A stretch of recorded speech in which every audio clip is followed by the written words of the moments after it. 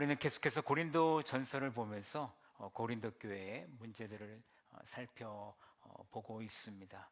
고린도 교회에 분쟁이 일어났는데 그들은 사람을 따라갔고 세상의 지혜로 분쟁을 지키고 있었습니다. 그러면서 서로 자기의 자랑을 하기 시작했습니다. 바울은 고린도 성도들에게 예수 그리스도의 이름으로 같은 말을 하고 분쟁 없이 같은 마음과 같은 뜻을 가지고 예수 안에서 하나 될 것을 선포했습니다.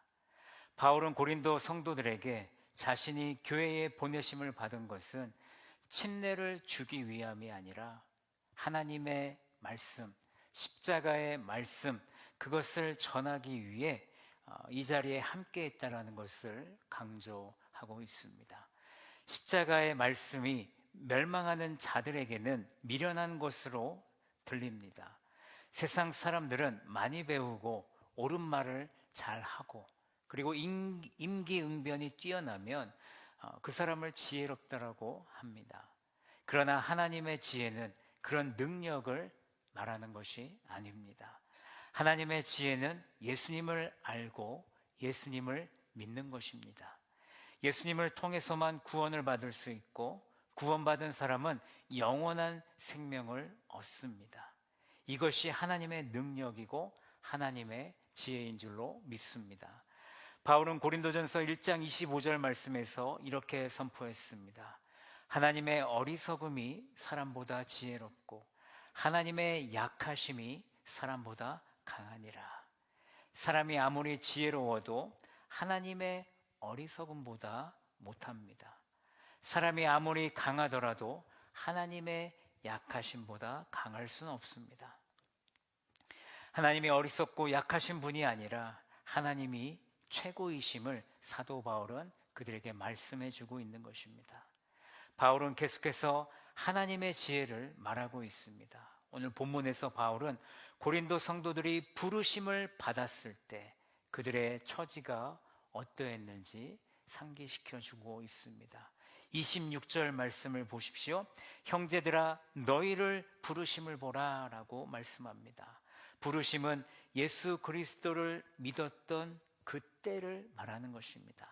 하나님의 자녀로 받아들여졌을 그때 고린도 성도들은 계속해서 26절을 보시면 육체를 따라 지혜로운 자가 많지 아니하며 능한 자가 많지 아니하며 문벌 좋은 자가 많지 않다라고 말씀합니다. 그들이 부르심을 받았을 때 세상에서 지혜로운 자로 인정받은 사람이 많이 없었습니다. 권력은 가진 자들도 없었고 가문이 좋은 사람도 많이 없었습니다. 그럼에도 불구하고 하나님께서 그들을 선택하셨고 하나님의 자녀로 받아주셨습니다. 하나님은 고린도 성도들이 지혜로워서 능력이 있어서 가문이 좋아서 그들을 부르신 것이 아닙니다. 오히려 지혜와 능력과 가문이 하나님의 부르심을 거부하는 장애물이 될 수 있다는 것을 말씀해 주고 있는 것입니다. 마태복음 19장 16절 말씀해 보시면 부자 청년이 예수님을 만나게 됩니다.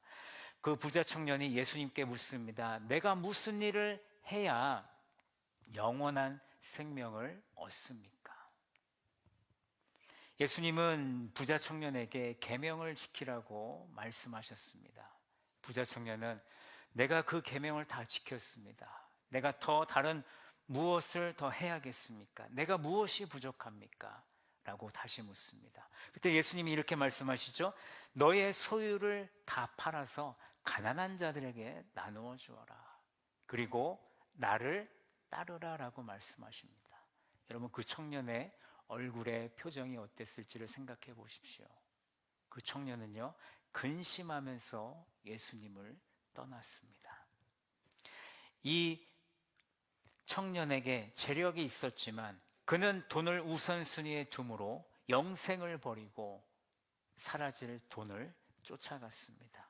이 부자 청년에게 돈은 하나님의 부르심을 거부하는 장애물이 된 것입니다.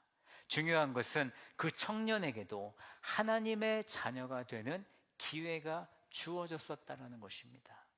하나님의 구원은 어떤 특정한 집단에게 주어지는 것이 아니고 어떤 특별한 사람들에게만 주어지는 것이 아닙니다. 이 자리에 계신 모든 성도들에게, 그리고 이 세상에 믿지 않는 모든 자들에게 그 구원의 기회가 주어진 줄로 믿으시기 바랍니다. 디모데전서 2장 4절 말씀처럼 하나님은 모든 사람이 구원을 받으며 진리에 아는 데에 이르기를 원하신다라고 말씀하십니다. 여러분, 구원은 모든 사람을 위한 것입니다. 세상에 지식과 지혜가 없고 세상이 요구하는 능력이 없을지라도 예수 그리스도를 구원자와 주인으로 믿고 따르는 자는 세상의 그 누구보다도 지혜로운 자가 되는 것입니다. 우리는 이 세상을 살아가는 사람을 넘어 눈에 보이지 않는 영적 세계를 살아가는 사람들입니다. 세상 사람들이 이런 얘기를 들으면 우리를 미련하다라고 말을 합니다. 주후 178년 철학자 켈수스는 그리스도인을 이렇게 조롱했습니다. 잘 들어보시기 바랍니다. 교양 있는 사람, 지혜로운 사람, 분별 있는 사람은 얼씬도 못하게 하라. 교회에 이런 교양 있는 사람, 지혜로운 사람, 분별력 있는 사람은 교회를 못 오게 하라는 얘기죠. 우리는 이 모든 것을 악으로 여긴다. 그러나 무지한 자, 감각과 교양이 부족한 자, 바보라면 당당하게 그리스도인이 되게 하라. 이들은 구두 수성공들이고 최악의 사람들이며 가장 천박한 자들이고 가장 못 배운 자들이다 라고 조롱을 했습니다. 세상은 그리스도인을 미련한 자로 보았고 이해할 수 없는 자로 여겼습니다. 여러분, 오늘날은 어떻습니까? 저는 오늘날에도 동일하게 세상은 그리스도인들을 미련한 자로 보고 있다라고 저는 생각합니다. 그리스도인을 바라보는 시선이 곱지 못합니다. 마음은 아프지만 이 모든 것이 하나님의 의도요, 계획이라는 것을 우리는 알아야 합니다. 27절과 28절 오늘 본문 말씀을 보십시오. 하나님께서 지혜로운 사람들을 부끄럽게 하시려고 누구를 택하셨습니까? 세상의 어리석은 자들을 택하셨습니다. 강한 자들을 부끄럽게 하시려고 세상의 약한 자들을 선택하셨습니다. 또한 잘났다고 하는 자들을 없애시려고 세상의 천한 자들과 멸시받는 자들, 그리고 아무것도 아닌 자들을 선택하셨습니다. 바울은 고린도 교인들을 비하하기 위해서 이런 표현을 한 것이 아니라 오히려 하나님 앞에서 택하심 받았음을, 구원받았음을 성도들이 자랑하지 못하게 하시려는 하나님의 목적을 전하는 것입니다. 29절 말씀을 우리가 한 목소리로 읽어보도록 합니다. 고린도전서 1장 29절 다 같이 읽습니다. 시작.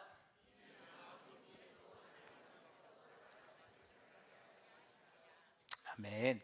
이 구절을 더 깊이 표현한 말씀이 있는데 제가 읽어드리겠습니다. 에베소서 2장 8절과 9절 말씀을 보면 너희는 그 은혜에 의하여 믿음으로 말미암아 구원을 받았으니 이것은 너희에게서 난 것이 아니요 하나님의 선물이라. 행위에서 난 것이 아니니 이는 누구든지 자랑하지 못하게 함이라 라는 말씀이 있습니다. 사람의 행위로는 구원을 받을 수 없습니다. 세상의 지혜와 능력이 아무리 좋다 하더라도 그 사람은 구원을 받을 수 없습니다. 구원에 있어서 사람이 할 수 있는 것은 아무것도 없습니다. 구원은 성도에게서 난 것이 아니고 하나님의 선물입니다. 예수님이 이미 완성해 놓으신 그 십자가의 말씀을 믿음으로 받으면 우리는 구원받게 되는 것입니다. 고린도 성도들은 이 사실을 잊고 서로 자신들이 속한 그 파가 더 좋은 믿음을 가졌고 자신들이 행하는 침례가 진짜다라며 서로 자랑하고 있는 그 모습을 사도 바울이 바라보았던 것이죠. 그런 교만함을 본 바울은요, 그들의 정체성을 다시 한 번 더 일깨워 주는 것입니다. 30절에서 바울은 고린도 성도들이 하나님께로부터 나서 그리스도 안에 있음을 말씀해 주고 있습니다. 하나님의 자녀가 된 고린도 성도들이 예수 그리스도와 함께 지금 연합해 있음을 그들에게 다시 한 번 더 알려주고 있는 것입니다. 고린도 성도들은 예수 안에 있으면 하나님의 지혜를 주시고 의롭게 하시고 거룩해 되고 또 구원함을 받게 하신다라고 30절 하반절 말씀해 보면 말씀해 주고 있습니다. 예수 안에 있으면 오늘날 우리에게도 하나님이 지혜를 주시고 또 우리를 의롭게 하시고 우리를 거룩게 하시고 우리를 구원해 주시는 줄로 믿으시기 바랍니다. 오늘날 우리에게도 예수 안에 있는 것이 너무나도 중요합니다. 여러분, 내가 세상에 속해 있는가 아니면 내가 예수 안에 있는가, 여러분들의 신앙을 돌아보기를 원합니다. 나의 상태를, 나의 상황을 정확하게 체크할 때 내가 비로소 옳은 길을 가고 있는지 아니면 내가 잘못된 길을 가고 있는지, 나의 믿음이 올바른 길로 가고 있는지를 확인할 수 있는 좋은 기회가 될 것입니다. 여러분, 구원은 전적으로 하나님의 은혜입니다. 때문에 하나님 앞에서는 우리가 그 어떤 것도 자랑할 거리가 없다라는 것을 우리는 기억해야 됩니다. 바울은 부득불 자랑을 하고 싶다라면 주 안에서 자랑하라는 예레미야 9장 23절에서 24절 말씀을 인용하고 있습니다. 제가 이 말씀을 보니까 하나님이 이렇게 말씀하셨습니다. 지혜로운 자는 지혜를 자랑하지 말고 용사는 그의 용맹을 자랑하지 말라. 부자는 그의 부함을 자랑하지 말라. 자랑하는 자는 이것으로 자랑할지니 곧 명철하여 나를 아는 것과 나 여호와는 사랑과 정의와 공의를 땅에 행하는 자인 줄 깨닫는 것이라. 하나님이 이 일을 기뻐하신다라고 말씀하셨습니다. 오늘 예수 그리스도를 믿는 우리 서머나 성도들이 자랑할 것은 무엇입니까? 여러분들은 신앙생활 하시면서 무엇을 자랑하십니까? 세상의 지혜와 권력과 가문을 자랑하고 계십니까? 아니면 내가 믿음 생활을 얼마나 했는지, 내가 어떤 일을 이 교회 안에서 했는지를 자랑하고 계십니까? 여러분, 예수 안에서 우리는 자랑할 것이 아무것도 없습니다. 내가 구원받음도 자랑할 것이 아닙니다.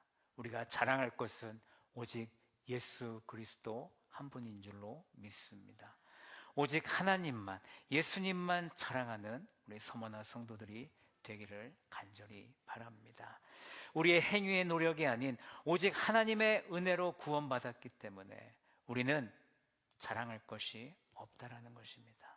우리는 오직 하나님께만 영광 올려드리는 그 삶을 살아가기를 노력하고 힘쓰고 또 예수 안에서 하나됨으로 하나님을 바라보는 그런 삶을 살아내는 우리 모든 서머나 성도들이 되시기를 예수님의 이름으로 간절히 축원합니다. 여러분, 우리가 자랑할 것은 아무것도 없습니다. 저도 자랑할 것이 없습니다. 여러분들도 마찬가지입니다. 혹시 누군가가 자랑하거든 우리는 그 영혼을 위해서 그 자랑을 책망할 것이 아니라 그 영혼이 하나님을 더 사랑할 수 있는 마음을 갖게 해달라고 기도할 수 있는 그런 성도들이 되셨으면 좋겠습니다.